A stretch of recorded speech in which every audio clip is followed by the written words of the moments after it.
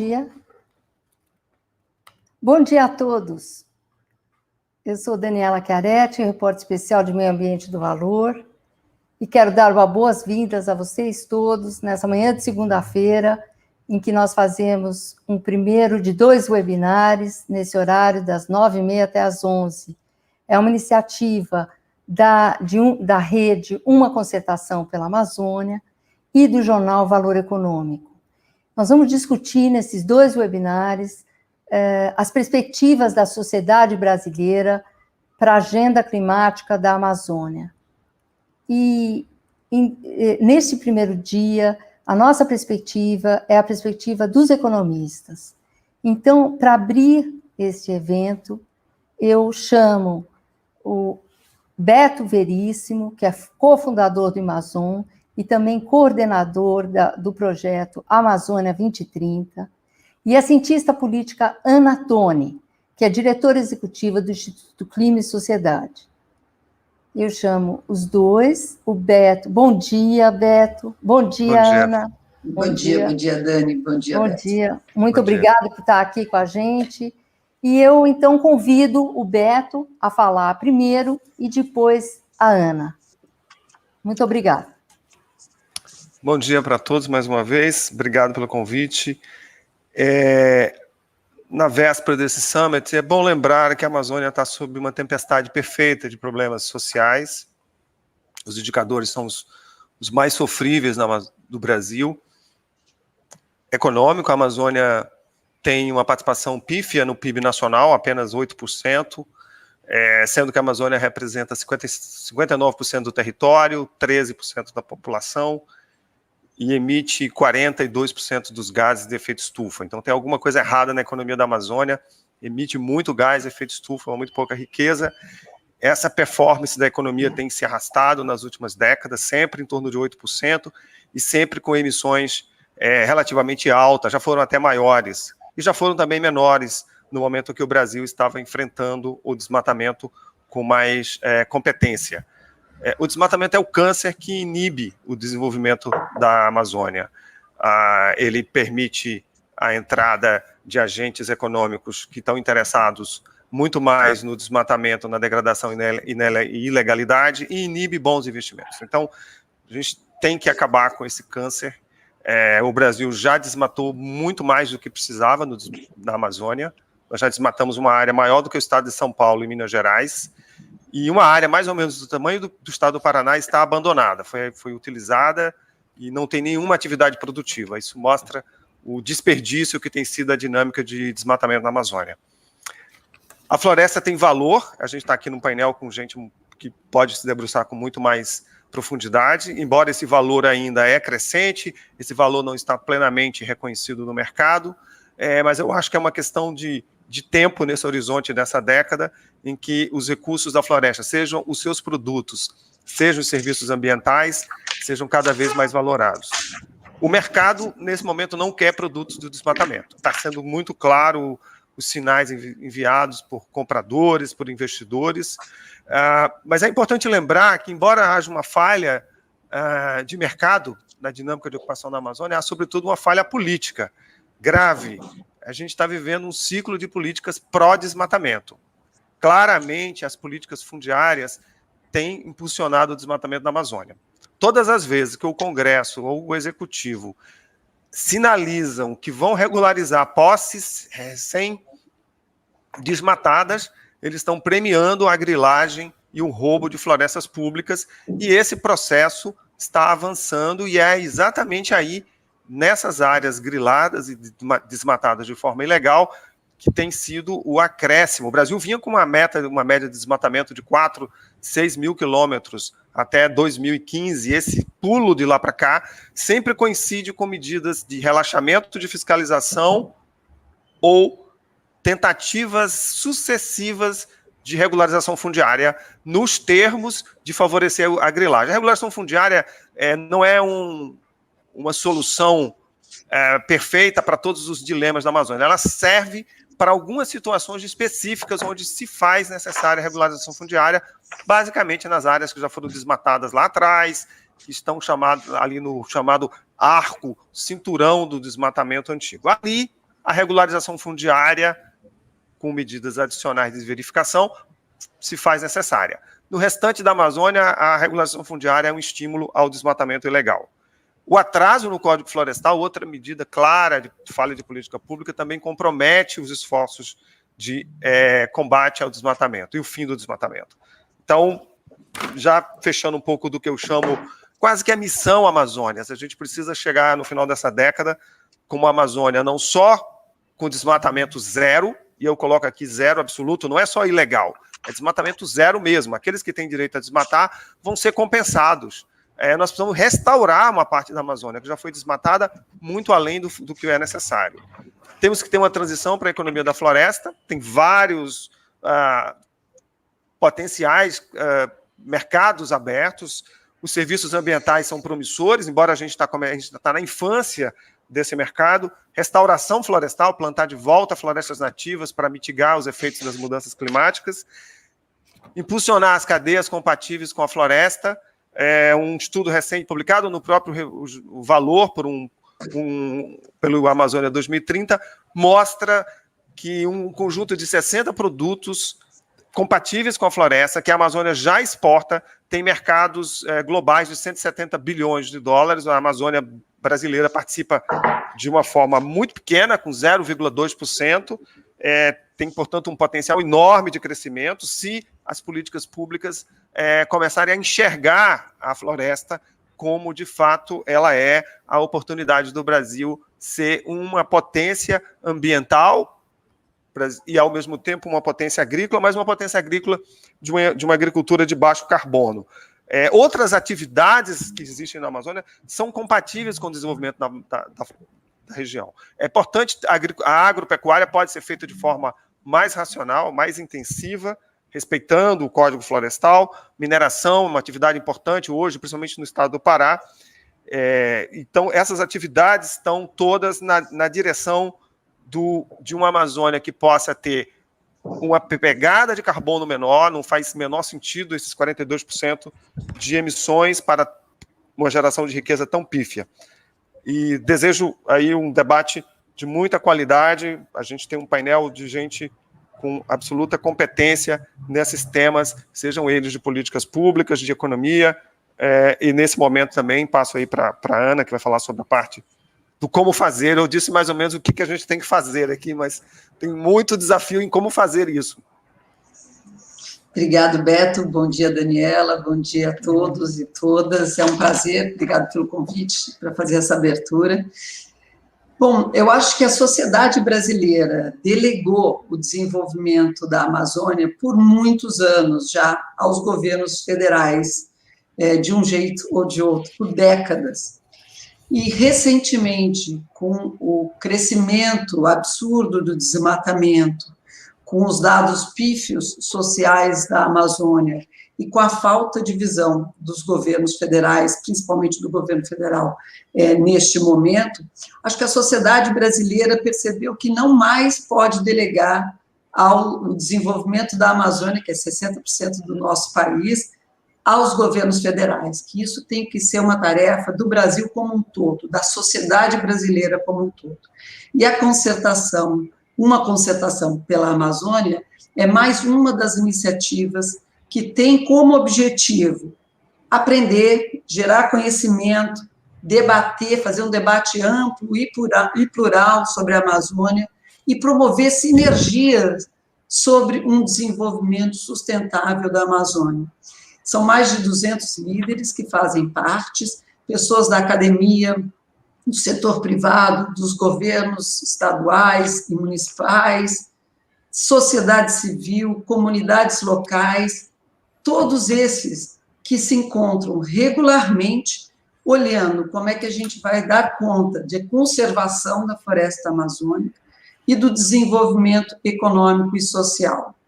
Sim, acho que todos que estamos na concertação queremos, sim, e nos preocupamos com a floresta em pé, nos preocupamos, logicamente, com a biodiversidade, mas, acima de tudo, nos preocupamos também com os 25 milhões de pessoas que vivem na Amazônia, os amazônidas, que têm, na maioria das vezes, sido os que vivem no dia a dia este desafio do desenvolvimento sustentável. Então, nosso comprometimento é total, tanto com a floresta quanto com as pessoas. Agora, como a Isabela Teixeira vem nos falando, a Amazônia é também a senha do Brasil na geopolítica mundial. E assim como teve nos Estados Unidos, talvez a espera de 4 anos para que os Estados Unidos voltasse a se realinhar à geopolítica climática global na área de clima, a sensação é que o Brasil hoje virou uma pária mundial no tema climático. Mas assim como foi acolhido pela comunidade internacional, eu acredito que, novamente, o Brasil, se mudasse de atitude, seria acolhido pela comunidade internacional, não mais como pária, mas sempre, como sempre foi, como líder no debate climático. Para tanto, a gente precisa, como foi dito pela Isabela ontem, até no artigo do Valor Econômico, o Brasil precisa não só de um comprometimento político fundamental contra o desmatamento e pelo desenvolvimento sustentável da Amazônia, mas também um comprometimento econômico, aonde o setor privado e econômico brasileiro se posicione e se prepare para este mundo que queremos construir. Não podemos mais esperar. O Climate Summit está chegando, a gente é muito bem-vindo esse novo governo Biden, tentando apressar aí as negociações de clima, mas a gente não pode comprometer a pressa de uma negociação com o Brasil, de assegurar que o acordo vai ser íntegro e que tenha a visão diversas da sociedade. Nesse sentido, este evento é mais uma iniciativa, eu acho que da sociedade brasileira, querendo dizer para o governo Biden e para a sociedade americana que tem muita gente no Brasil com ideias e queremos participar desse debate. Não podemos deixar com que esse debate seja a portas fechadas e, nesse sentido, esperamos que agora, no dia 22, com o Climate Summit, seja o começo de uma negociação com a sociedade brasileira e não o fim de uma negociação com o governo brasileiro. Um bom evento para todos, muito obrigada. Muito obrigada, Ana. Muito obrigada, Beto, pelas palavras de vocês. Agradeço e vão inspirar a gente nessa manhã.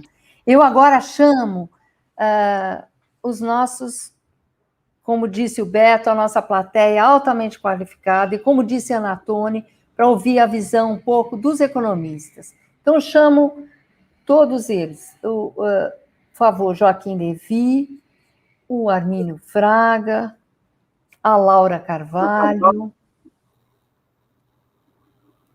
E temos também a presença do ministro do Supremo Tribunal Federal, o senhor Luiz Roberto Barroso. Muito obrigada, ministro, por estar aqui numa agenda tão atribulada. Obrigada a todos vocês.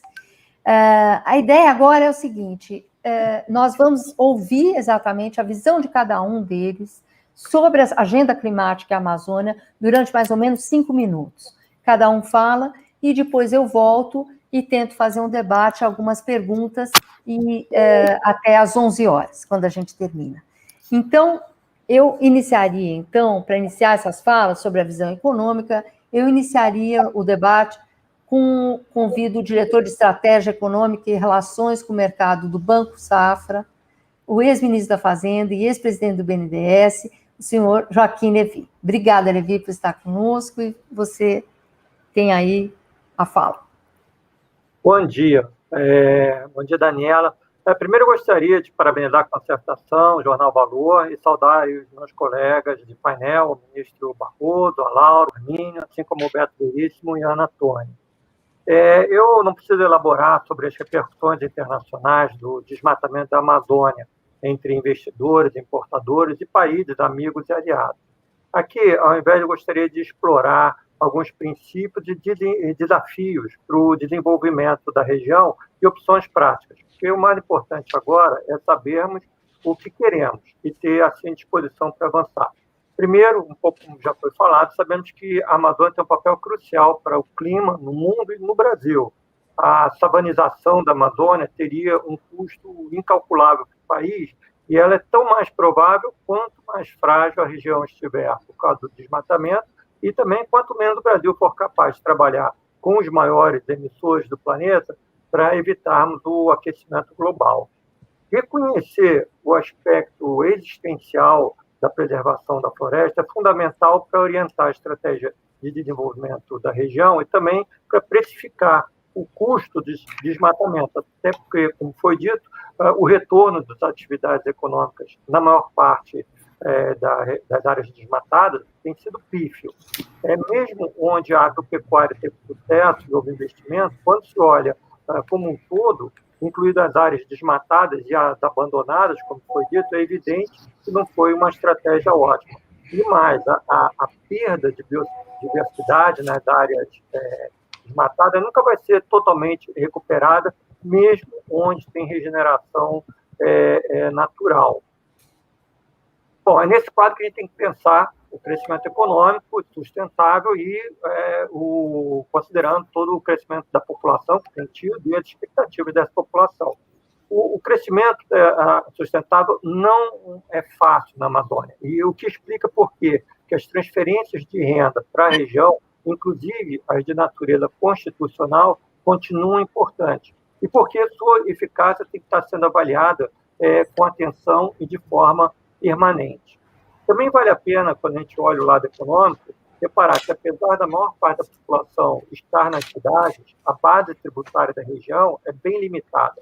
O ICMS pago pelo consumidor amazônico fica, em grande parte, no estado de origem dos bens produzidos, e não, ou seja, fora da região. Enquanto que a receita pública, gerada por grandes projetos na região, aqueles de extração mineral e de energia, não vai além do pagamento de modestos royalties. Então, isso tem que ser muito bem pensado também.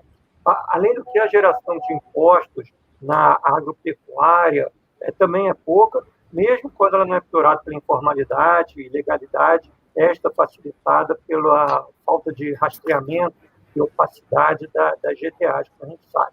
Isso leva à questão fundamental: como financiar o aumento de produtividade e evitar a ilegalidade, às vezes superlucrativa, que afasta atividades legítimas.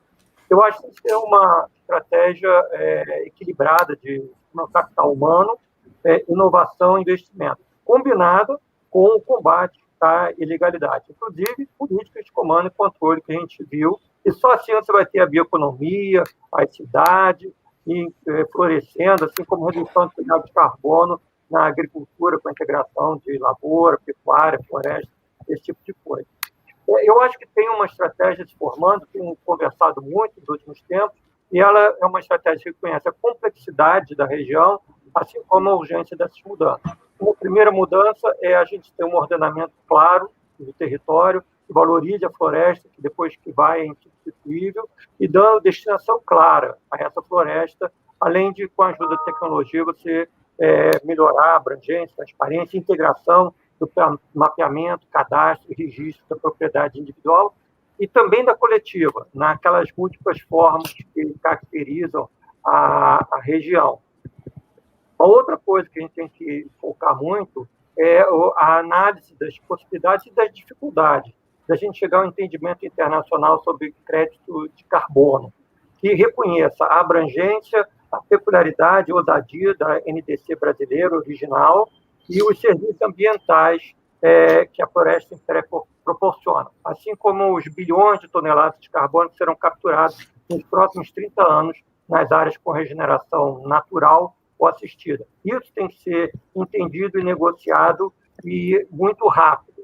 Eu acho que a gente tem como chegar lá. A gente, como foi dito, a gente já conseguiu ter níveis de desmatamento muito mais baixos e temos a experiência e os meios para mobilizar recursos globais para a Amazônia, inclusive privados, dentro de uma política na direção de emissões líquidas de carbono zero e preservação da biodiversidade.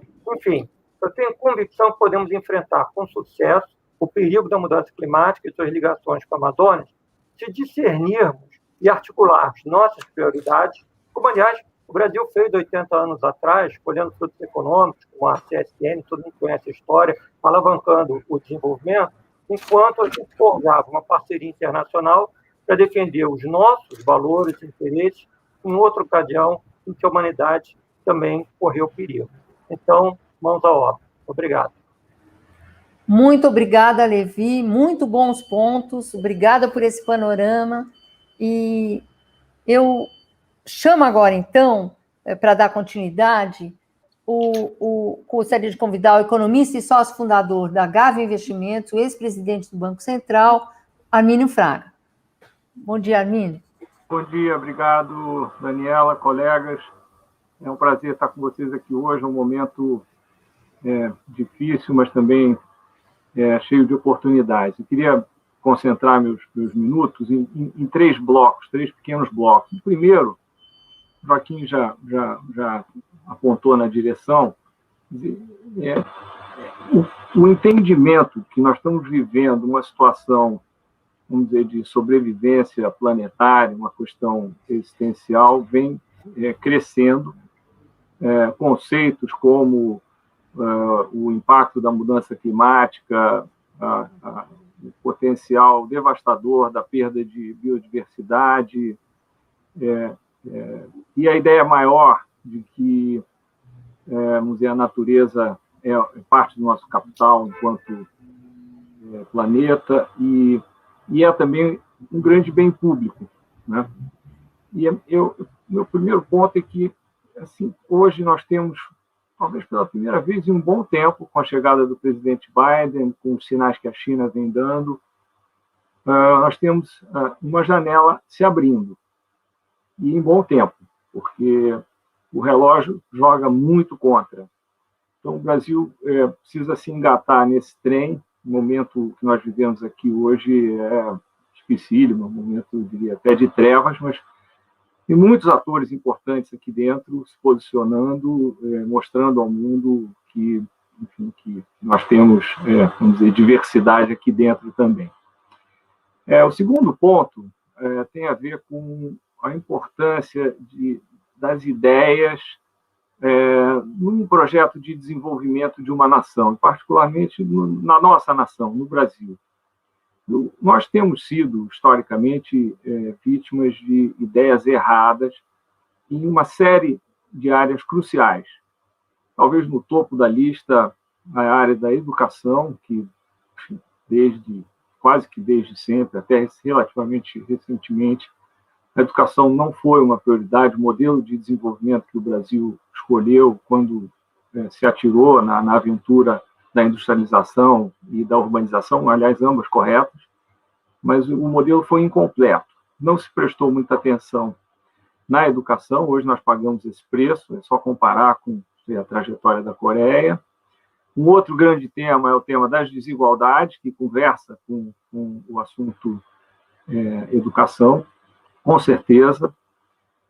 Um terceiro item foi uma estratégia originalmente desenhada para ser temporária, mas que nos levou a uma posição de isolamento. Então, o Brasil hoje está fora dos canais de inovação, de tecnologia. Isso nos custa muito caro. E, por último, não podia deixar de ser uma estratégia com relação à Amazônia. Nossa estratégia foi catastrófica, e hoje nós sabemos disso em mais do que uma dimensão.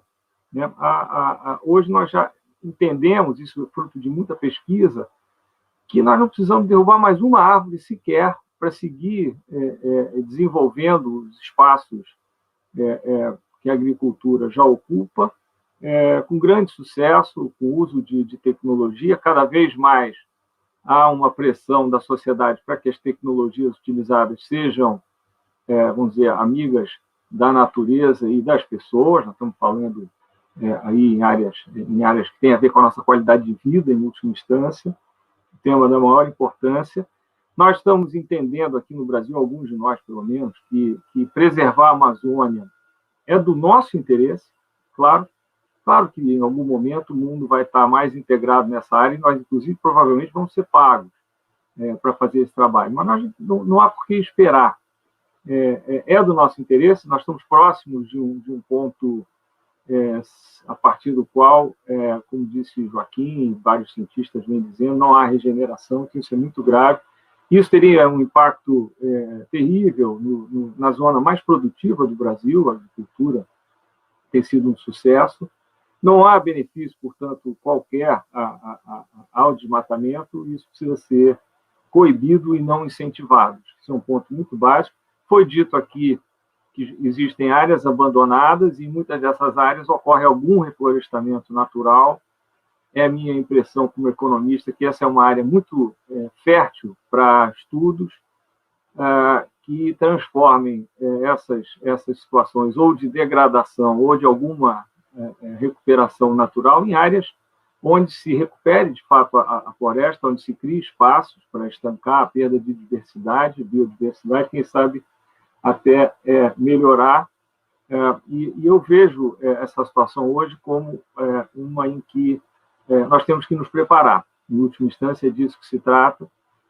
Se o atual governo não quiser engatar, vamos dizer, o nosso vagão no trem global, acho que nós temos que ficar prontos, porque em algum momento a janela vai surgir, acho que nós temos que trabalhar por isso.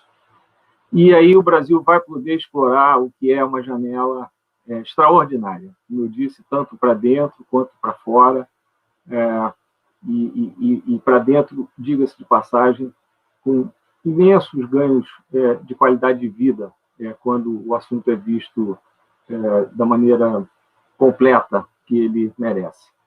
É isso que eu tinha, muita coisa para falar. Obrigado mais uma vez. Bola com você, Daniela. Muito obrigada, Armínio. Muito obrigada. Você pontuou vários assuntos que eu gostaria de voltar para você depois no debate. Vários assuntos para a gente conversar. Eu agora chamo, então, vou seguir, nós vamos ouvir um pouco a professora associada livre-docente de Economia da Universidade de São Paulo e pesquisadora líder do Centro de Pesquisa em Macroeconomia das Desigualdades, Laura Carvalho. Obrigada, Laura. Bom dia. Bom dia, Daniela. Bom dia, Joaquim, Armínio, ministro Barroso. Agradeço também o convite da Concertação para participar dessa conversa nesse momento que eu acho que é crucial, para a gente pensar essas estratégias de transição para uma economia de baixo carbono com foco na Amazônia, na Amazônia Legal. Eu acho que a gente tem um consenso aqui de que não há contradição alguma entre acabar com o desmatamento, e aí não falo só do desmatamento ilegal, mas também de formas de desmatamento hoje legais, e reduzir, vamos dizer, e gerar renda, gerar desenvolvimento econômico sustentável na região. Acho que está claro, inclusive há vários estudos que apontam que o desmatamento e as atividades associadas ao desmatamento não aumentam o índice de desenvolvimento humano no longo prazo na região amazônica. Hoje são atividades que são excludentes socialmente, que são pouco intensivas em trabalho, não à toa, como o Joaquim apresentou, a gente está muito aquém do potencial econômico nessa região que tem uma parcela muito maior da população do que a sua contribuição para o PIB. Mas isso não nos impede, vamos dizer assim, de ter que desenhar uma estratégia para que essa transição para uma economia verde na Amazônia Legal ela ocorra de maneira a gerar empregos, a gerar renda, a reduzir desigualdades, e que isso aconteça, tanto no curto quanto no longo prazo, de maneira, inclusive, a viabilizar politicamente, não só economicamente, mas também politicamente,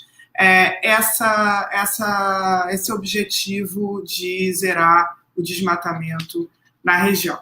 E eu acho que para isso, para que a gente, então, garanta que seja um processo de transição que, de fato, tenha impactos não só para a população da floresta, mas também para os centros urbanos, para onde está concentrada a maior parte da população na Amazônia Legal, que gere renda e emprego, para sustentar essa estratégia e essas metas que hoje vêm sendo exploradas politicamente como dando margem a uma contradição que não existe, na verdade, né? Então, combater o desmatamento seria ruim para os empregos, acho que de alguma maneira isso mobiliza e cria um passivo que tem dificultado o avanço nessa área. Eu acho que a gente precisa ter, de fato, um plano, e esse plano ele tem que ir além. Eu acho que a bioeconomia, os produtos florestais, não madeireiros e o potencial que a gente certamente não está explorando de exportação desses produtos. Joaquim, acho que o Beto mencionou um estudo, né, que foi feito recentemente pelo pessoal da Amazônia 2030, mostrando que tem vários itens que o Brasil exporta, mas a gente está uma participação no mercado internacional muito baixa nesses itens. Sem dúvida, essa é uma das frentes para que essa transição aconteça, né, e isso envolve entender quais são esses produtos, identificar, entender o que falta do ponto de vista de capacitação da mão de obra, de capacitação, né, dessas cooperativas que estão envolvidas nesse processo.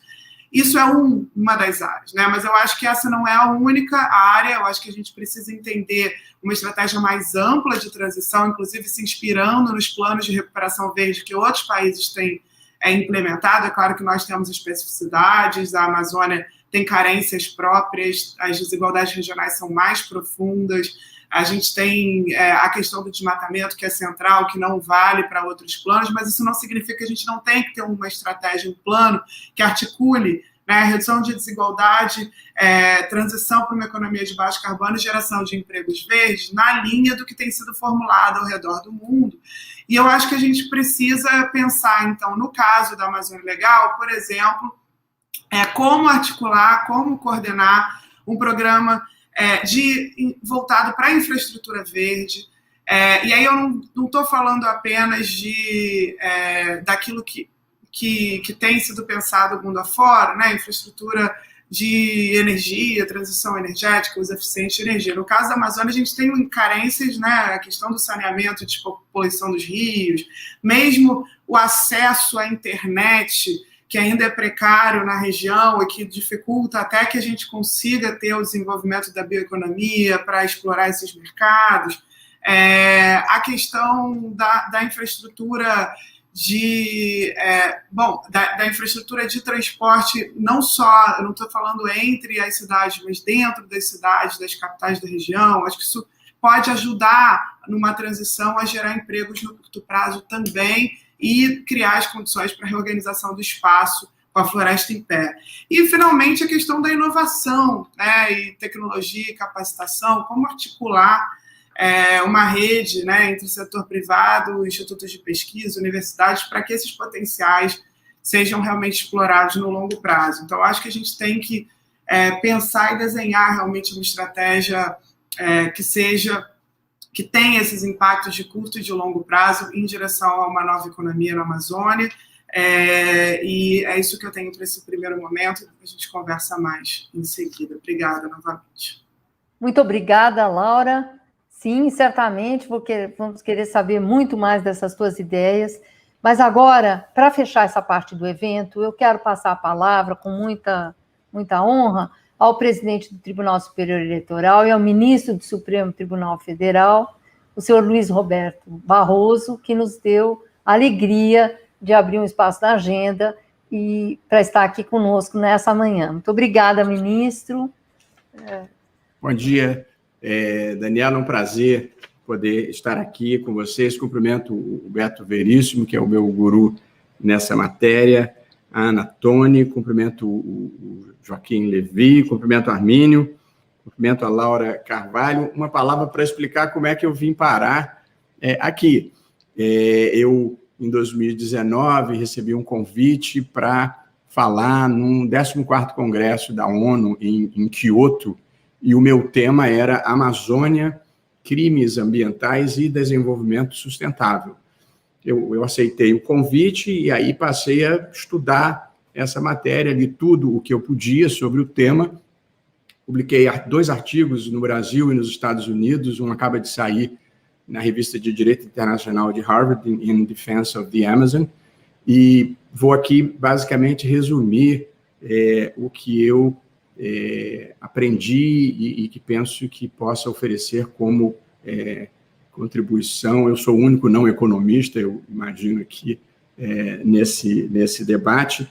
As minhas preocupações, como a de todos os demais, eu assim penso, são de duas ordens. A primeira é a proteção da floresta e, simultaneamente, oferecer condições dignas de vida para os moradores da região. Beto já falou no começo, e eu apenas relembro, quer dizer, a geopolítica da Amazônia é uma área de 7 milhões de quilômetros quadrados, que atravessa 9 países, mas 60% da Amazônia encontram-se no Brasil, onde vivem mais de 25 milhões de brasileiros. A importância da Amazônia, é sempre bom relembrar os serviços ambientais que ela presta, o papel notável que ela tem pela sua... eu vou destacar 3, a extraordinária biodiversidade, que abriga a maior concentração de plantas, animais, fungos, bactérias e algas da face da Terra, do planeta, o seu papel importantíssimo no ciclo da água e no regime de chuvas, com os seus rios voadores que vão irrigar outras bacias hidrográficas pelo continente, e o seu papel na mitigação do aquecimento global, absorvendo e armazenando dióxido de carbono. No período em que a gente conseguiu reduzir o desmatamento, o Brasil foi o país que mais contribuiu para a redução de emissão de carbono no mundo. Nos últimos 50 anos, entre idas e vindas, nós já desmatamos quase 1 milhão de quilômetros quadrados, que corresponde a cerca de 20% da área original. Portanto, é mais do que a soma da Itália com a Espanha. A maior parte dos climatologistas dizem que haverá um ponto de não retorno se chegar a 40% do desmatamento, e alguns reduzem esse percentual para 25%.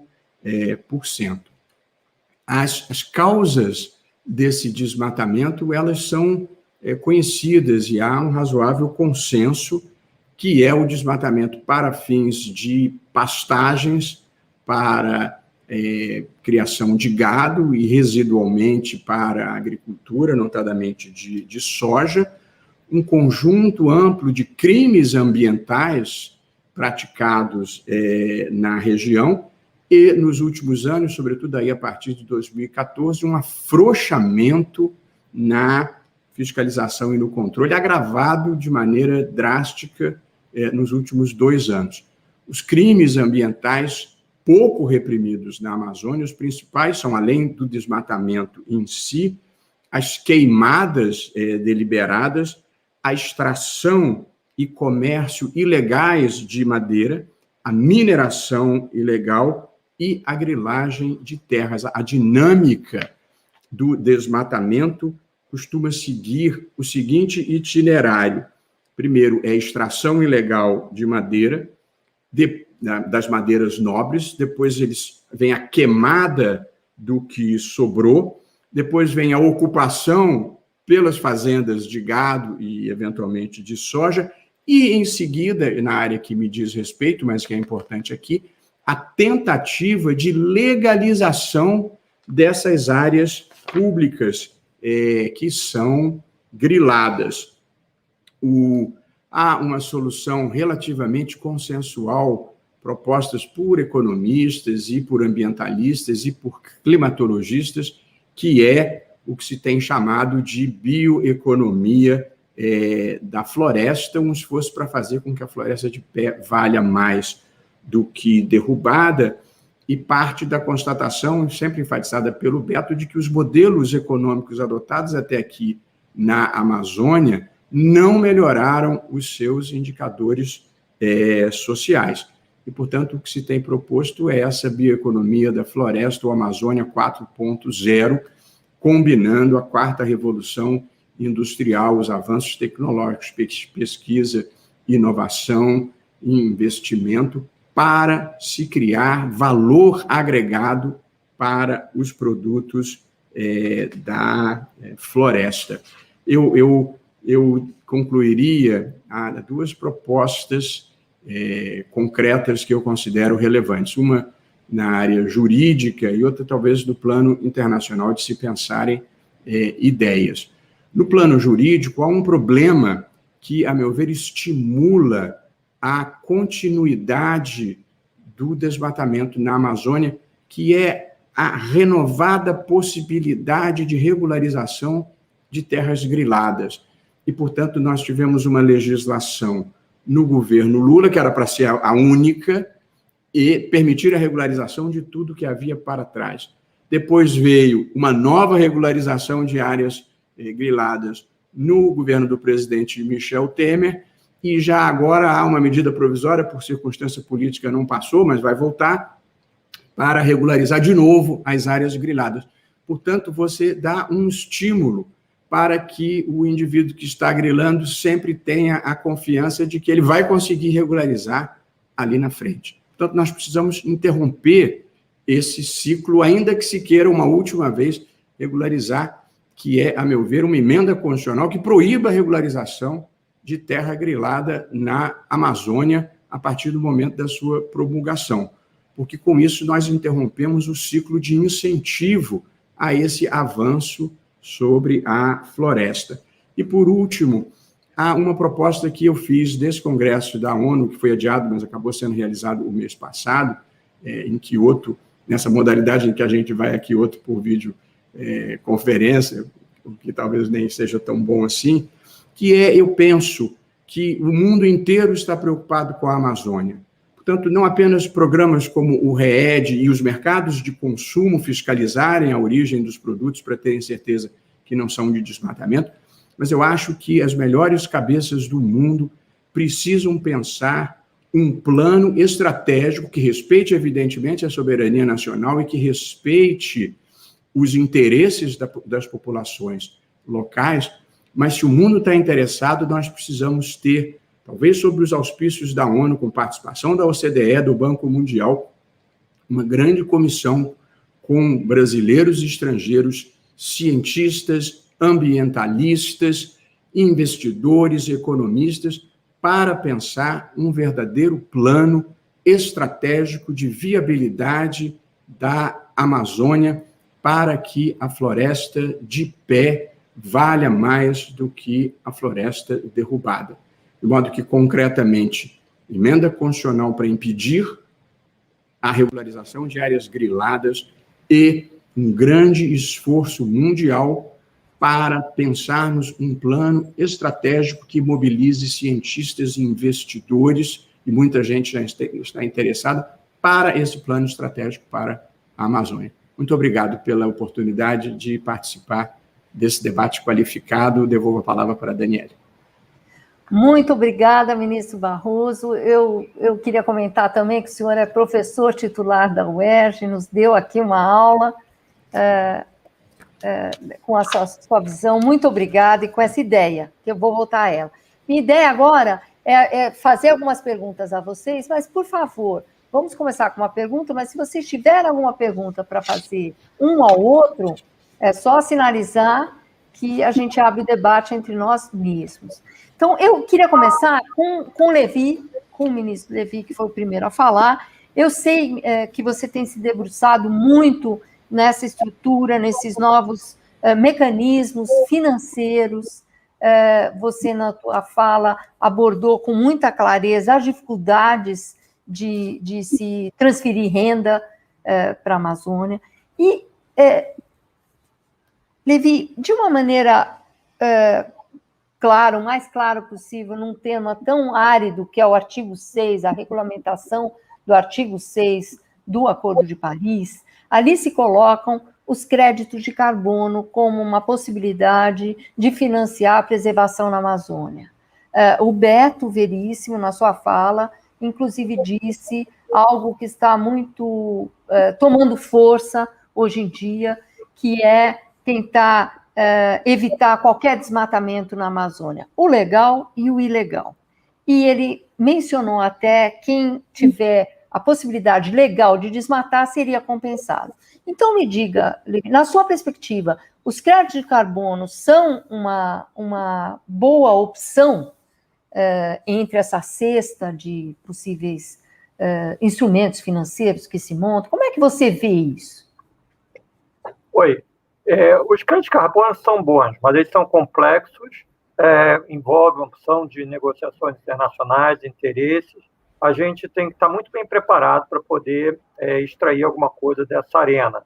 Eles também não necessariamente são o melhor caminho para pagamento dos serviços ambientais. Eu acho que a gente tem que focar muito, como economistas, como país, para isso. Por isso que eu falei, a gente tem que ter clareza do que a gente está querendo e o que pode funcionar no Brasil. Eu tenho, aproveitando que o ministro está aqui, eu tenho um procurador brilhante do Rio de Janeiro que me ensinou uma coisa muito tempo atrás, que é pedido é mérito. Você tem que saber o que você está formulando para você poder chegar onde você quer, por mais justo que sejam as suas ambições.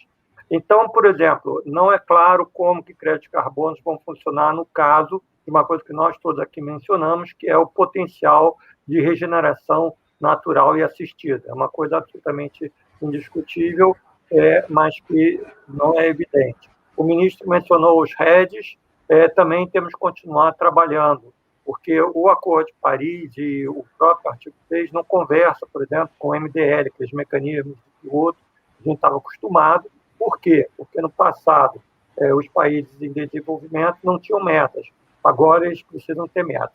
Então, a gente vai ter uma conversa em Glasgow no final do ano, e eu acho que talvez o país ainda não tenha a perfeita noção do que a gente precisa. Eu vou dar um exemplo, que pode ser até um pouquinho controvertido, mas dá uma ideia do tipo de coisa que a gente discute. Por exemplo, uma coisa que faria diferença é se a questão de, por exemplo, um bioquerosene a partir de azeite de dendê fosse realmente reconhecido e fosse adotado, e a gente tivesse, aí já nem digo no artigo 6º, mas o próprio setor privado investindo, sei lá, para a gente poder desenvolver uma cultura de dendê na área já degradada, antropizada da Amazônia Oriental. Por que eu enfatizo isso? Porque a gente tem que ter escala. Como eu mencionei hoje, na verdade, a Amazônia vai continuar dependendo dessas transferências, até porque, como eu falei, a tributação, a base tributária da Amazônia é extremamente desfavorável à região. Então, a gente tem que ir nessas questões práticas. O que o artigo 6 está permitindo ou não está permitindo? Quer seja o 6.2, quer seja o 6.4. O que a gente quer que tenha escala? Se você olhar o estudo lá do 2030, tem uma porção de coisas, e são muito grandes, mas como o próprio estudo alerta, tem coisas que têm um impacto ambiental enorme. Eu não sei se a gente vai conseguir produzir cacau como é no oeste da África, ou peixes, a gente sabe todas as complicações de camarão, peixe, etc. Então, a gente tem que pensar modelos escaláveis e sustentáveis. E na relação internacional, como disse muito bem o Arminio, se abriu uma conversa, a gente também tem que ser assim, laser de precisão. Inclusive com a China, que tem dado manifestações claras de que quer melhorar a chamada cadeia de suprimento de soft commodities, ou seja, commodities agrícolas, etc. Então, eu diria, esses são os 3 pontos que nós não podemos improvisar, não podemos chegar em Glasgow sem ter claramente formulado o que a sociedade, o que os empresários querem em relação tanto ao artigo 6º, e como que o artigo 6º também conversa com as nossas NDCs. Desculpa estar sendo tão expansivo, mas também é uma coisa muito importante. As nossas NDCs, aquelas aprovadas lá em 2015, anunciadas em 2015, são bastante ambiciosas na frente da maior parte dos países. Isso não pode jogar contra nós na hora de a gente discutir maneiras de compensação, especialmente na parte verde e da Amazônia. Obrigada, Levi. As NDCs, para quem não sabe, é a sigla do compromisso climático voluntário que os países fazem dentro do Acordo de Paris. Obrigada, Levi. Essa questão da escala, depois eu vou querer perguntar para a Laura Carvalho, porque eu sei que existe muita discussão, muita controvérsia em torno a isso. Mas antes, Arminio, você na tua fala, muito obrigada, você mencionou essa expressão Amazônia como um bem comum que é com os oceanos. E existe esse ano se publicou esse relatório das Gupta, desse economista britânico, professor emérito da Universidade de Cambridge, onde ele tenta sintetizar em 600 páginas algo que os economistas estão estudando há 40 anos, que é como dar valor à floresta de uma maneira concreta, o máximo que se puder. O relatório é interessantíssimo, né, Armínio? E ele fala que o desafio é tão grande que é preciso dar valor a elementos que são invisíveis e muito produtivos, como o solo, e até que a gente, silenciosos, ele usa essa expressão da biodiversidade que a gente não conhece. Mas, enfim, você mencionou isso. Como é que você vê essa discussão agora, esse debate? Como que se pode realmente dar valor à floresta para que ela fique em pé e isso não seja um conceito vazio, na visão dos economistas, amigo? Bom, esse tema é muito... Armínio? Oi, Tá. Eu não mexi em nada, vocês estão me ouvindo? É o seu... Você está ouvindo que está fazendo um ruído, será? Você... Agora a gente não te escuta. E agora? Agora tem um eco, tem um ruído forte. Eu não fiz nada aqui do meu lado. Eu posso entrar e sair e voltar a essa pergunta depois. Eu não sei o que está acontecendo. Você percebe, tem um... Continua, não. Vamos ver. Não. Tem um ruído muito forte na tua fala, Armina, agora.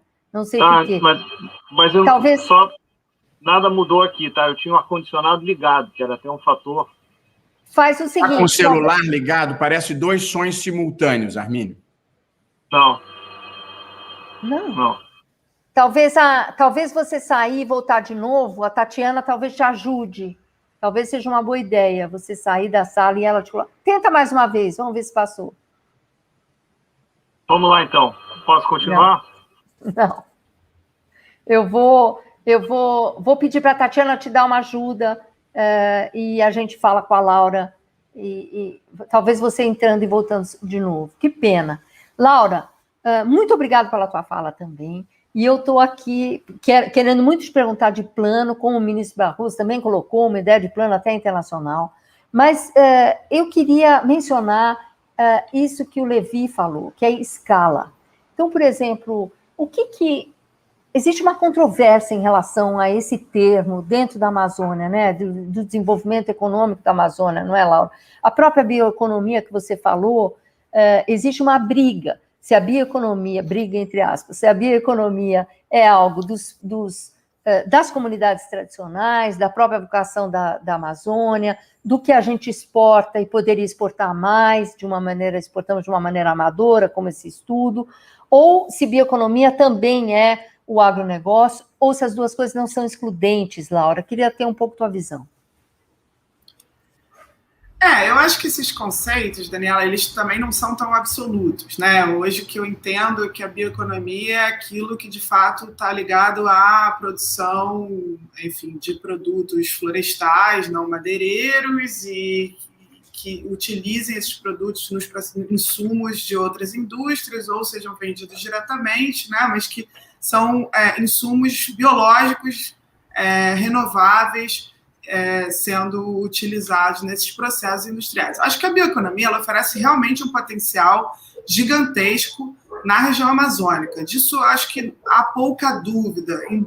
Talvez o que seja o ponto mais crucial é, de fato, no curto prazo, o quanto de escala se pode atingir com isso para ser capaz de gerar empregos, renda e melhoras da condição de vida da população, já num curto prazo, dada a necessidade urgente de se acabar com o desmatamento. Essa é uma primeira questão. E uma segunda, talvez, seja o quanto, né, a gente consegue andar e gerar valor agregado no longo prazo com esses produtos, se isso, né, como é que faz para que esse potencial seja realmente explorado a longo prazo e essa escala exista, para que a gente tenha uma nova economia baseada nisso na região no longo prazo. Eu acho que, para que seja possível, né, tanto no curto quanto no longo, eu diria o seguinte: no longo prazo é muito possível a gente estar nessa fronteira tecnológica, a gente precisaria, e não basta saber quais são os produtos, acho que precisa pensar numa estratégia de P&D,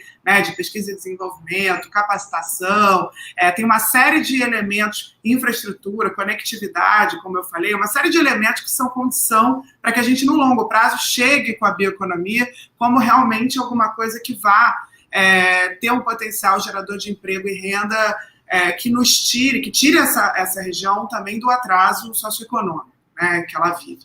No curto prazo, eu tenho mais dificuldade de enxergar essa escala, no sentido de que, mesmo que a gente amplie o potencial de produção, né, de produtos com a floresta em pé, etc., me parece que as carências da região amazônica elas são muito grandes já de partida, em termos de, enfim, renda per capita, né? A Amazônia tem 40% a menos de renda domiciliar per capita média do que o resto do Brasil. A gente, na Amazônia Legal, tem só 23% a 25% de pessoas com carteira assinada da população ocupada. No Brasil, esse número é de 41%. Quer dizer, a gente parte de situações de uma situação tão dramática nos centros urbanos da Amazônia, na floresta, que eu acho que a gente precisa ter, junto com a bioeconomia, outras atividades, né, que envolvam, que gerem empregos. E aí o Beto Veríssimo falou das próprias atividades, né, de mineração e de agropecuária, acho que o Joaquim tocou nisso também, como fazer com que elas sejam reorganizadas e tenham um uso mais eficiente de recursos, né, intensificadas, não reduzam muito seu potencial de emissão, outras atividades, né, nos centros urbanos que pudessem levar essa diversificação, absorver mão de obra. Acho que a gente precisa de um plano mesmo que articule vários setores econômicos para que a gente não corra o risco de conseguir, de novo, né, gerar uma redução, frear o desmatamento, zerar o desmatamento, mas não sustentar isso ao longo do tempo por uma tendência, né, de se tentar gerar renda de qualquer maneira, dada a situação, inclusive, econômica dramática que o país vive. Eu acho que a gente precisa realmente focar em ter um impacto já no curto prazo de geração de emprego. Obrigada, Laura. Obrigada. Armínio, bom ter você de volta. Vamos ver se agora daria para responder aquela pergunta. Vamos lá. Ótimo. Que tal agora? Que bom. Ok, vamos lá. Então, vamos lá.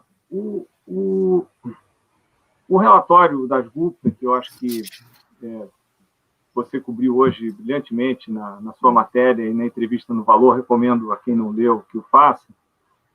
A meu ver, é um relatório que provavelmente vai ter a importância dos relatórios comandados pelo colega dele, Nick Stern, do IPCC. Eu acho que os dois mereceriam o prêmio Nobel. O Nick Stern já ganhou meio por tabela, porque deram o prêmio para o comitê como um todo.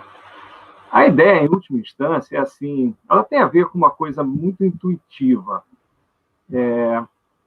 Pensa no caso de um agricultor que, de repente, se vê numa situação em que ele começa a comer as sementes. Tá? O resultado final é trágico. Você vai acabar sem produção se você comer sementes. A natureza é um capital da humanidade. Eu acho que a ênfase na biodiversidade, que é mais recente do que na mudança climática, ela tem a ver com isso, no fundo. E são inúmeros temas que não cabe eu me alongar aqui, ligar solo, polinização, florestas nascentes, temas do patrimônio genético da humanidade, e por aí vai, medicamentos. Então, assim, eu acho que é uma situação que exige uma mudança na forma da gente pensar. E todos esses trabalhos que a ONU tem tido um papel importante, o próprio das GUPTA, meu meu ex-professor e amigo Joe Stiglitz, e outros, mas esses talvez os mais famosos, eles vêm insistindo com toda razão que assim, o PIB que nós medimos está errado, porque não está levando em conta que nós estamos comendo sementes também. Então, isso tem que acabar.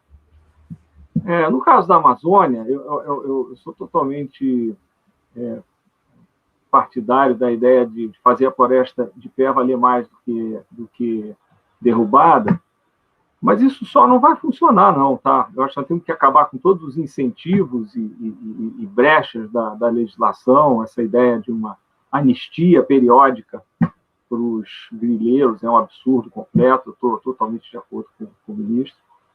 Mas eu acho que nós temos que ir além, acho que nós temos que pensar mesmo no tema do PIB e não aceitar que o crescimento do PIB per capita seja o suficiente, porque isso é uma ilusão. Se nós seguirmos destruindo o planeta, não só como se não bastasse os efeitos da mudança climática, a destruição da biodiversidade também é uma catástrofe. Então, isso precisa ser incorporado aos processos decisórios, à política, e eu vejo isso acontecendo no mundo, eu vejo uma janela, uma evolução nos partidos verdes, por exemplo, que eram uma província tipicamente da esquerda mais radical, acho que hoje eles estão permeando o espectro político. No Brasil não é muito claro que espectro é esse, uma confusão danada, acho que é algo que precisa evoluir aqui também.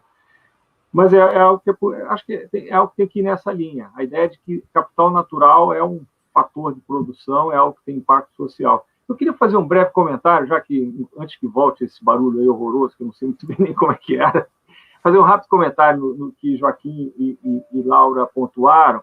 Eu pensando assim, cabeça de economista internacional, eu vejo a Amazônia, isso foi ideia inspirada por comentários do Joaquim, são 25 milhões de pessoas. Claro que a gente tem que tomar conta deles.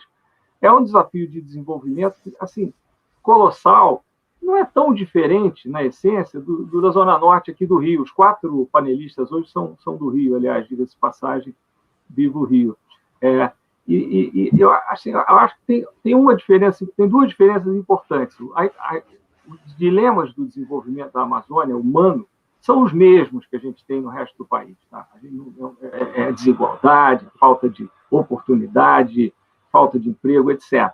Tudo. A Amazônia tem uma diferença importante. Os centros urbanos são uma espécie de ilha.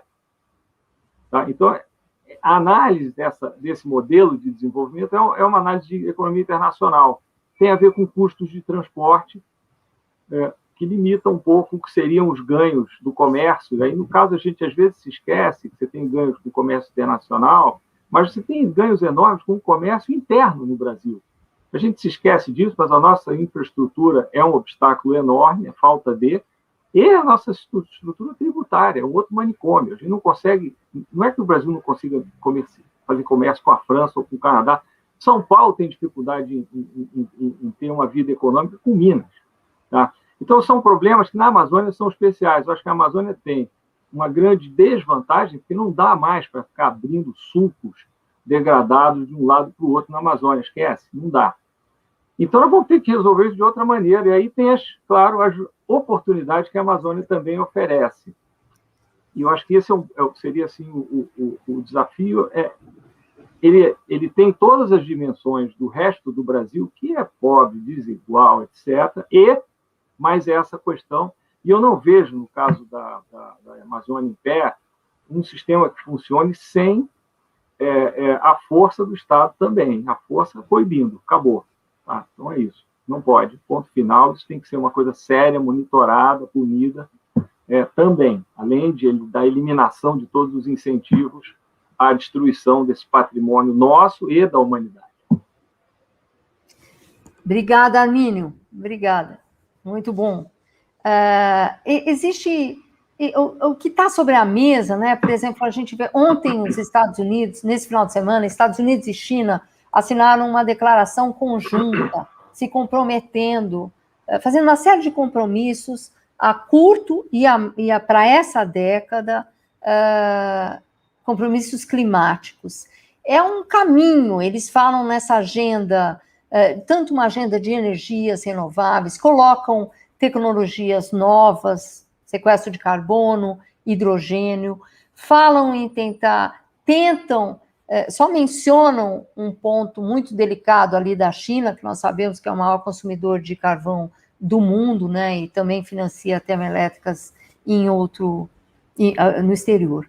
Mas ministro Barroso, ali nesse plano, por exemplo, o que a gente consegue enxergar é que os 2 maiores emissores do mundo estão realmente tentando fazer o que nós estamos falando aqui hoje, um plano, um caminho de descarbonização claro. E o senhor mencionou 2 pontos muito, muito importantes na sua fala, ministro Barroso. Essa dificuldade essa contínua pressão para que se legalize o ilegal o tempo inteiro, né? O senhor mencionou isso com muita clareza. E eu queria lhe perguntar como evitar, como o senhor imagina que isso poderia ser evitado, de novo, chegar essa questão judicializada sempre e também no Congresso com novas tentativas. Depois, ministro, na outra rodada, acho que nós vamos ter tempo, eu queria lhe perguntar mais sobre essa ideia que o senhor fala desse plano estratégico de viabilidade da Amazônia Internacional, porque, afinal das contas, é um desafio muito grande, né? O que nós estamos falando aqui não é uma brincadeira, né? Como tentar desenvolver um lugar mantendo essa floresta em pé. Mas antes, essa pergunta, como o senhor imagina? O senhor se debruçou sobre esse tema, ministro Barroso, o senhor conhece os dilemas. Muito obrigado, Daniele. Eu só queria pegar uma carona rapidinho no que já aconteceu, que aconteceu tanta coisa interessante. Eu estava ouvindo o Levi falar, quer dizer, tanto o MDL, que é esse mecanismo de desenvolvimento limpo, quanto o RED, que eu tenho que ler aqui, que é redução de emissão por desmatamento e degradação ambiental, os 2 são medidas assistencialistas a países em desenvolvimento. Eu acho que a gente precisa ir além das medidas assistência. A gente aceita ajuda porque não temos orgulho bobo, mas acho que a gente precisa de alguma coisa a mais do que esse assistencialismo mundial. Você perguntou ao Armínio o que fazer. Quer dizer, aqui a minha formação é em Direito, a sua em Jornalismo, Levi e Armínio são economistas. Eu acho que a gente precisa mais do que isso. A gente precisa de mais gente para agregar ideias. Eu vou te dar um exemplo. Eu, quando fiz as eleições em 2020, em meio à pandemia, eu precisava saber se eu ia adiar ou não as eleições. E aí, Daniela, eu montei uma comissão de médicos e com um físico especialista em modelagem de pandemia, que devia estar esperando essa ocasião para trabalhar, para fazer a curva da pandemia, para me dizer quando eles achavam que era o momento certo. E eles sugeriram de adiar para meados, segunda quinzena de novembro, e nós fizemos as eleições no momento em que a pandemia estava no seu nível mais baixo. Eu chamei os especialistas e confiei no que eles me disseram. Depois, eu tinha que calcular se eu ia aumentar o número de horas das eleições e se ia reservar horários por faixas etárias. E aí fui no INPA, pedi estatísticos, fui na USP, pedi estatísticos, fizemos uma comissão de estatísticos que disseram, aumente em 1 hora e reserva as 3 primeiras horas para quem tem mais de 60 anos. Deu certíssimo.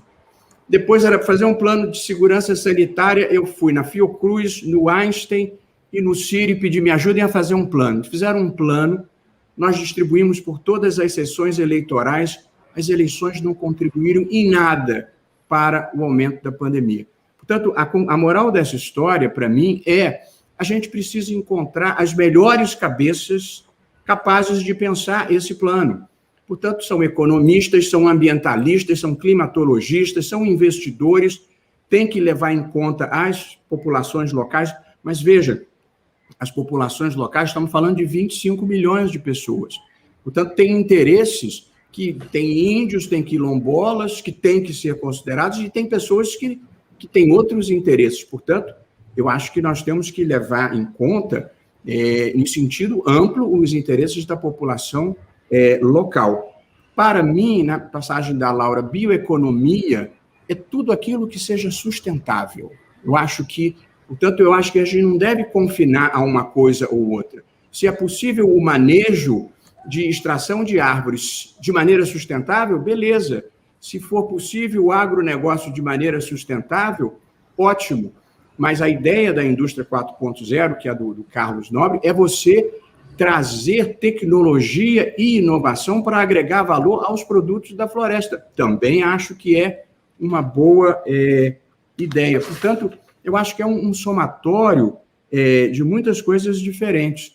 O melhor período de combate ao desmatamento, Daniela, como você saberá, houve um pico aí entre 2003 e 2004, chegou a 17 mil quilômetros quadrados, depois veio um plano relevante de comando e controle que reduziu para 4, 5 mil quilômetros quadrados em 2013 e depois voltou a subir. Portanto, a gente precisa de fiscalização e repressão na medida razoável, mas, pelo que eu constatei, se você não oferece alternativas econômicas, volta.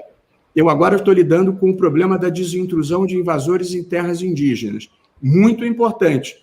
Mas o que acontece na experiência histórica é você tira, não dá alternativa, essas pessoas voltam. Portanto, se não criar algo sustentável economicamente lá, nós vamos ficar enxugando gelo e fazendo uma corrida de gato e rato sem nenhuma chance de vitória.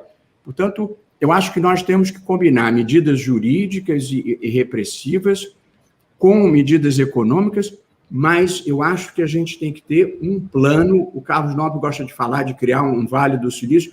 Eu nem sei se eu gosto muito, que o pessoal da região de São Francisco diz que piorou muito a vida deles lá com essa confusão toda.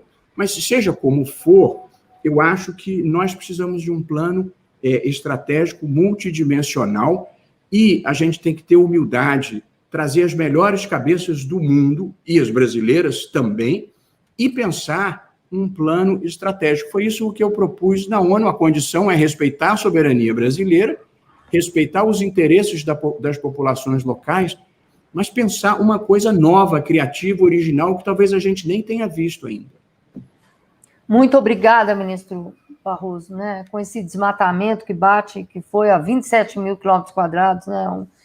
Uma coisa que nós já vivemos e que soubemos como reduzir, né, a 4 mil de maneira...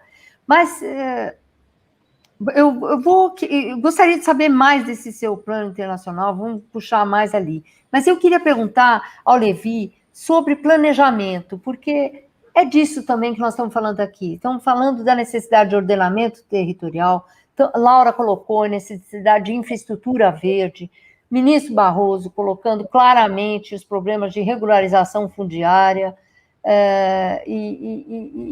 Então, eu queria te perguntar, Levi, você como se planeja e como não se improvisa? Porque antes nós temos que fazer, talvez, um passo atrás, fazer esse ordenamento territorial, encontrar essas lacunas de saneamento, todas essas dificuldades que vocês mencionaram aqui. Eu te pergunto porque você também tem experiência de ter sido BNDES no momento do Fundo Amazônia, que era um fundo que andava muito bem, também com investimentos, doações, na verdade, né, para projetos. E, enfim, eu queria te perguntar essa história que nós estamos falando aqui, o planejamento e como não improvisar. Acho que foi Armínio que disse que já fizemos passos errados, catastróficos, em várias áreas, em educação e também na Amazônia. Como você vê isso? Olha, eu vejo como essencial. E uma coisa que, de um lado, não pode esperar o governo. Eu acho que aqui tem que ser demonstrado que a sociedade, o setor privado, associações têm como se organizar. Eu acho que o ministro deu uma ilustração eloquente da importância do planejamento, como se conseguiu fazer as eleições, como tudo que dá certo a gente quase que não repara, né? Mas o fato é que faz a grande diferença. E aí tem muitas ferramentas, tá certo? Eu, quando estava no Banco Mundial, há uns 3 anos atrás, eu participei de 2 coisas, pude contribuir para 2 coisas que eu acho que são bem importantes. Uma é a chamada rede para tornar o sistema financeiro mais verde, é uma rede de bancos centrais no mundo inteiro, tá? NGFS, exatamente para ajudar o sistema financeiro a ter maior percepção dos riscos climáticos, ambientais, incorporar isso no software de decisão deles. E a gente sabe que o sistema financeiro está por trás de grandes mudanças. Então, e os bancos centrais são extremamente organizados, têm equipes e tal, então não é um negócio improvisado, você está juntando grandes cabeças para pensar isso, não só do Banco Central, mas eles têm essa capacidade de mobilização. Uma outra iniciativa foi a coalizão dos ministros de Fazenda para também em defesa do clima. Ali, o que é? Você tem que pensar como que se organiza o teu orçamento para medir o impacto ambiental, climático das decisões, como é que você vai fazer, como eu mencionei, questão de imposto. Você não vai resolver o problema da Amazônia se você não olhar esse negócio chato que é a questão tributária. E também como o uso do dinheiro é feito. Quer dizer, não adianta você ser contra a Zona Franca de Manaus, qual é a alternativa que existe. Agora, você pode olhar como é que os recursos que são destinados lá são realmente aproveitados pela região e qual é a consonância disso com os objetivos de proteção da floresta. Então, a minha experiência diz que a gente consegue fazer muito se organizar. E tem outros setores do Estado também, e da academia, que são fundamentais para fazer isso. É como funciona nos Estados Unidos, tá certo? É como funciona qualquer Estado que funcione. O Banco Central Brasileiro se juntou àquela rede que eu mencionei. O Ministério da Fazenda ainda não se juntou na coalizão, a qual tem mais de 60 países, tem Chile, Colômbia, Uruguai, Equador, agora tem os Estados Unidos, tem Japão. Acho que é uma oportunidade extraordinária da gente poder estar conversando, aprendendo com os outros países e botando para dentro essas coisas. A outra coisa também é, como eu falei, no artigo 6º e em outros mecanismos, inclusive saber aproveitar o que existe. Eu me lembro que lá atrás, em 2004, eu descobri que o programa, por exemplo, de debt swap, um negócio que sempre se falou, da dívida americana por florestas tropicais, a gente podia entrar nisso. A gente tinha feito. E aí eu fui lá falar com a ministra Marina da Silva, levou um susto. O Levi, fosse discutir esses assuntos, né? E aí, mas ela começou a olhar, e na época da Isabela, aquilo acabou se transformando num programa que apoiou dezenas e dezenas de projetos até recentemente, até 2019.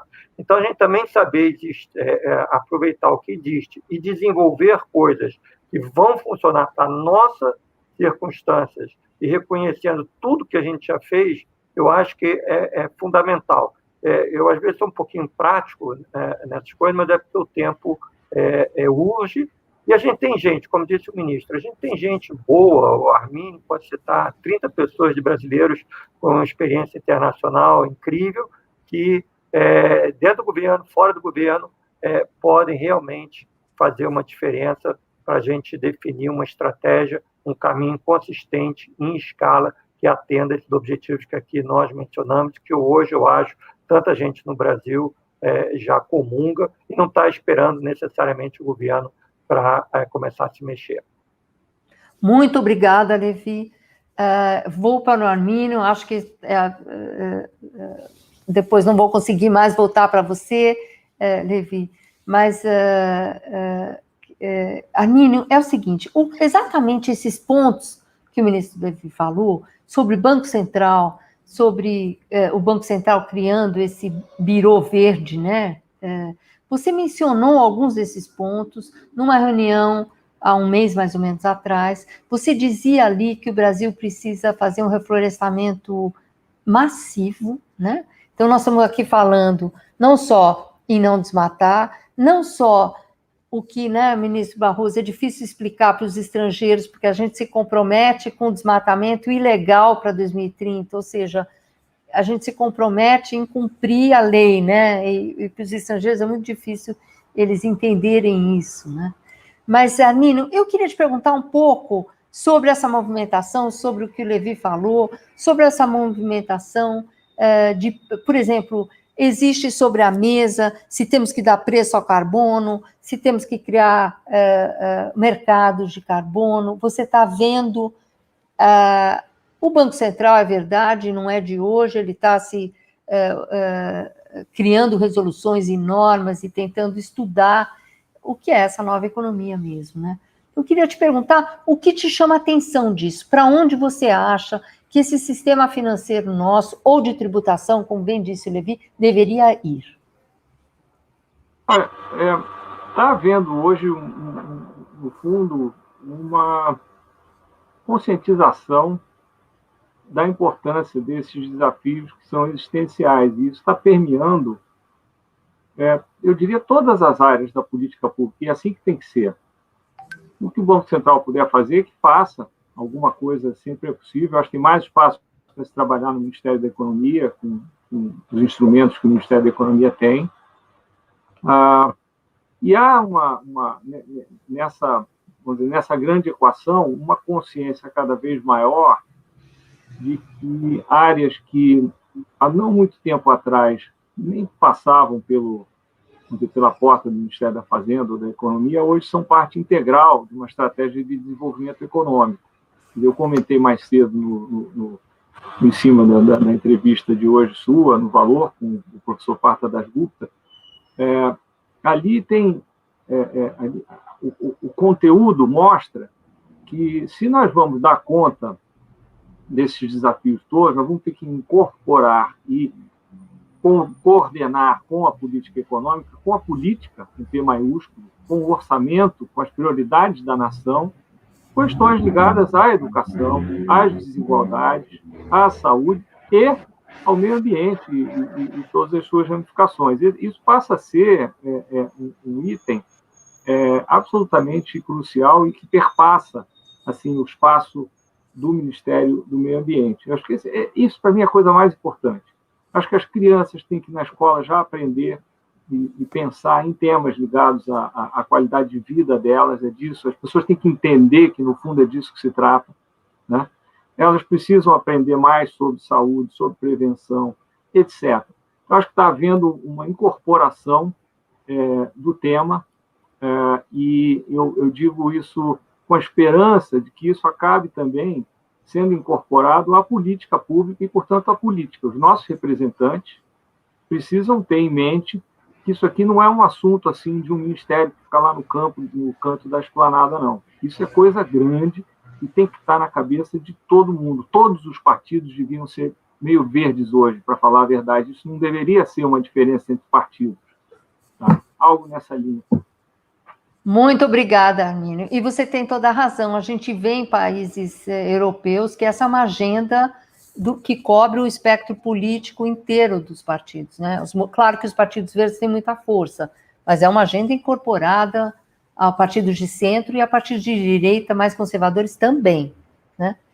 Laura, eu queria te perguntar exatamente da tua área de estudo, de pesquisa, que é a desigualdade, né? Foi ótimo escutar, por exemplo, Armínio comparando com zonas do Rio, e você fala nessa transição para a economia verde na Amazônia, que gera empregos, que reduz as desigualdades no curto e no longo prazo. Agora, tem que ser rápido, né? Você tem que ser muito rápido, até porque ali a gente está perdendo floresta enquanto estamos aqui conversando de como preservá-la, né? Então, e a gente sabe que para perder a floresta é preciso investimento, custa caro, como bem diz o Beto Veríssimo, desmatar custa caro, né? Não é barato. Então, como é que você vê? Você mencionou aqui infraestruturas, a necessidade de infraestrutura até básicas, mas também diferentes. Você também menciona aqui a necessidade de um plano. Dê algumas ideias, Laura. Aproveite esse momento para contar um pouco essas suas visões. Por favor, a gente precisa. Obrigada, Dani. Eu acho que o que o Armínio aponta, né, o fato da agenda ambiental estar, na verdade, conectada com o outro, né, não ser um ministério lá no canto, né, no fundo, hoje, a agenda econômica, a agenda social, a agenda ambiental, elas estão intimamente ligadas e associadas. Eu acho que isso, na verdade, é o fundamental se a gente está pensando em desenhar um plano no caso da Amazônia. Eu acho que está no mundo, né, quando a gente olha para os exemplos, inclusive nessa pandemia, pós-pandemia, né, alguns países já estão realmente pensando no pós-pandemia, nós ainda não, né? Mas o fato é quando a gente olha para as agendas que estão sendo implementadas, né, a agenda, agora o pacote anunciado pelo Biden nos Estados Unidos, agendas na Coreia, na Europa, em diversos países e na própria Comissão Europeia, são agendas que têm essa ideia de articular, né, economia, combate à desigualdade, geração de empregos verdes, né, e infraestrutura verde, né, transição energética. Então, tudo isso de uma maneira muito articulada, entendendo que os próprios investimentos para essa transição são capazes de gerar emprego e contribuir no combate à desigualdade, né? Isso é o que se entende por economia verde, que é esse conceito que, na verdade, abarca já a bioeconomia, a questão da redução das desigualdades, né, da geração de empregos verdes. Isso está, né, nesses planos, né, de recuperação. E eu acho que no caso brasileiro e da Amazônia, a gente, do ponto de vista conceitual, ainda que a gente tenha especificidades, e a questão do desmatamento talvez seja mais central, né? Nós temos uma floresta, então a questão da transição não é só uma transição energética, de uso de recursos, a gente tem na floresta o principal eixo de emissão de carbonos hoje, né? Mas, independente de a gente ter essas especificidades, me parece que essa articulação, né, do social, ambiental e econômico, ela é comum e vale para nós, e isso demanda recursos públicos e privados, né, demanda recursos externos e internos, e a gente, nesse momento, não pode prescindir, né, dessas diferentes fontes de financiamento, pensando num plano ambicioso, com impacto já no curto prazo, também no social, né? Então, não dá para fazer isso em sequência, a gente precisa fazer isso de uma maneira simultânea, né? Bem articulada, bem planejada, e eu acho que o Armínio tem razão quando diz que os problemas da Amazônia são os problemas do Brasil, mas talvez, Armínio, eu diria que assim, é uma região que tem, para além das questões do transporte, eu gostei do que você falou, né, da maneira como está estruturada, o comércio já traz desafios adicionais. Para além desses, acho que os desafios sociais ainda são maiores, né, do que da média do resto do Brasil. Os desafios, as carências de infraestrutura básica são maiores. Então, a gente, nesse sentido, tem um desafio maior, mas também tem uma oportunidade maior, porque os investimentos em superar essas carências muito básicas já são capazes de gerar emprego e ter um impacto de qualidade de vida, de condição de desenvolvimento humano muito significativo. E eu acho que isso é o que deveria estar movendo a gente, inclusive para recursos dentro do orçamento dos entes subnacionais e governo federal, né? Porque a gente está falando aqui em acabar com o desmatamento ilegal, que seja, mas hoje não há dinheiro nem para fiscalização pessoal, é dificílimo, né? Os entes subnacionais não conseguem ter gente, né, para ver, para cobrar, para olhar, então acho que a gente tem que também pensar em como é que a gente financia isso de uma maneira sustentável. Muito obrigada, Laura, muito obrigada. Ministro Barroso, eu queria primeiro agradecer o senhor estar aqui, dando essas ideias, e tenho que lhe perguntar, uma pergunta, meu celular está lotado da mesma pergunta ao senhor, várias pessoas me mandando aqui, perguntando, então eu vou ter que fazer. As pessoas querem saber como se resolve esse problema da regularização fundiária, que o senhor colocou o dedo na ferida, e querem saber qual é o caminho para uma emenda constitucional anti-grilagem. Pois então, Daniel, eu estava ouvindo fascinado aqui, caí no meio de economistas e de jornalistas, de modo que eu estou ouvindo aqui com atenção, prazer e proveito, apesar de que, Daniel, eu hoje acho que eu estudo mais economia do que direito, para falar a verdade, porque a gente tem que decidir questões de teto de gastos, reforma da Previdência, privatização, questões tributárias, pandemia e crise fiscal. Embora eu tenha um trauma, eu uma vez sentei num evento acadêmico do lado do Arthur Ávila, o Armínio, que foi o vencedor da medalha Fields de matemática, e eu perguntei para ele assim, dá para você me dizer assim, numa linguagem compreensível, que eu possa entender o que você faz exatamente? E ele me respondeu, não dá nem para começar.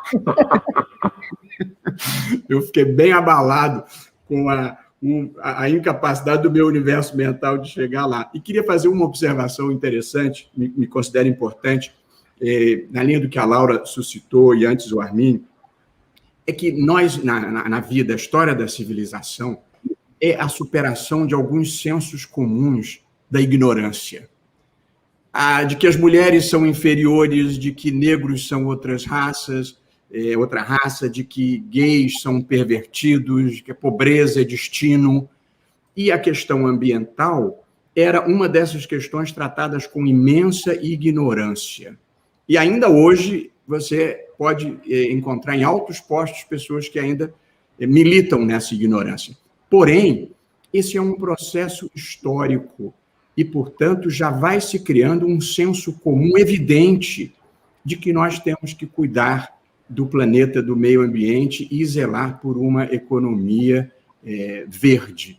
Portanto, um pouco como aconteceu com o racismo, durante muito tempo nós negávamos o racismo, tínhamos um discurso do humanismo racial brasileiro e isso atrasava você enfrentar o problema do racismo estrutural. Eu acho que a mesma coisa acontece aqui. Nós estamos chegando no limiar da fase da ignorância e começando a fase da conscientização. Esse é o primeiro passo, fazer os diagnósticos certos. Temos um problema e precisamos enfrentá-lo. Acho que esse é um avanço e, hoje em dia, até o agronegócio já se deu conta de que está pagando um preço internacional pelo descaso ambiental brasileiro. Portanto, a consciência está se formando. Como tudo que depende de legislação, Daniela, é preciso que haja negociação e cumprimento de acordos. Portanto, eu acho que há um ímpeto imenso de regularizar, pelo menos até 2008. Eu acho que é preciso negociar. Bom, você quer regularizar, mas então daqui para frente não pode mais. O nosso trade-off é esse. Se vai regularizar, uma emenda constitucional proibindo, porque hoje em dia você tem pouca invasão em terra indígena ou em reservas, porque o sujeito sabe que não pode regularizar. Até tem, mas é uma grilagem que não pode ser regularizada, e, portanto, isso é um freio. Portanto, o dia que o sujeito souber que ele não regulariza mais aquilo, que ele vai ficar ilegal para todo o sempre, você diminuiu o incentivo. De modo que a minha proposta é uma ideia, eu não sou parlamentar, é uma negociação no foro próprio, que é o Congresso Nacional, que é um toma lá da cá do bem. Você quer regularizar, mas nós vamos ter um pacto daqui para frente, não acontece mais, emenda constitucional não pode mexer. Eu acho que esta seria a ideia. Nós temos que aproveitar esse momento de início de uma consciência e embalar no caminho certo. Agora, cumprir a lei, Daniela, já é difícil quando a autoridade está empenhada em fazê-lo. Se a autoridade não estiver empenhada em fazer cumprir a legislação, aí fica impossível. Muito obrigada, ministro Barroso. E eu agradeço a todos vocês, Joaquim Levy, Armínio Fraga, Laura Carvalho e o ministro novamente, pelo tempo aqui com a gente. Agradeço a audiência e convido a todos para o webinar de amanhã. Se hoje nós ouvimos as visões dos economistas e do ministro Barroso, mas uma visão de políticas públicas, amanhã nós temos a visão das políticas privadas, com os empresários. Então, nesse mesmo horário, das 9h30 às 11h, a gente vai ter aqui o Walter Chapa, presidente da Suzano, João Paulo Ferreira, da Natura & Company, e o Denis Minev, da Bemol, da Amazônia, e a ministra Isabela Teixeira, que vai fechar esse evento amanhã. Então, eu agradeço novamente a presença de todos e boa semana.